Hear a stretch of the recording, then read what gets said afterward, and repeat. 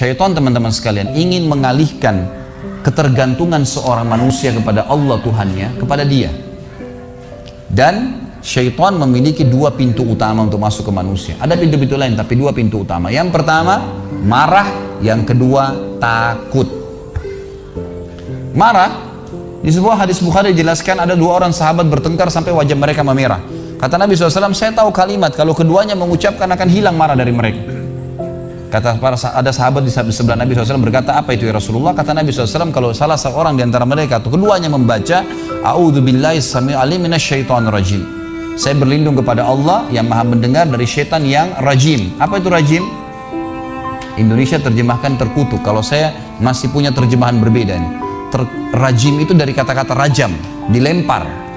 Jadi bukan terkutuk ya.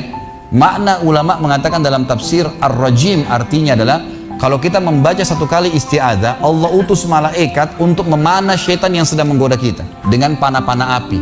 Makanya dikatakan ar-rajim. Kalau terkutuk masih sempit, ini memang dipanah oleh malaikat. Makanya kalau antum merasa terganggu jalan di tempat gelap merinding, ada bisikan a'udzubillahi minasyaitonirrajim, masih ada 2 kali, insya Allah maksimal 5 kali, saya jamin dengan izin Allah nggak ada lagi tuh, hilang semua itu.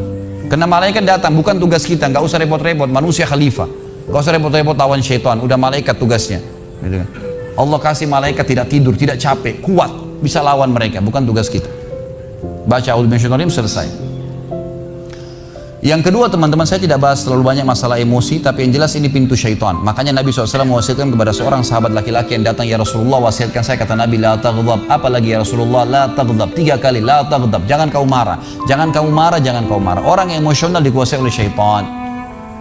Makanya dalam ilmu beda diri pun, kalau ada orang yang baru belajar 2-3 jurus, pasti cari gara-gara di jalan tuh, mau nunjukin ilmunya. Tapi orang kalau sudah master nggak kelihatan, tenang, kayak orang bodoh. Nanti kalau darurat baru ngeluarin ilmunya, karena emosinya sudah bisa dikontrol.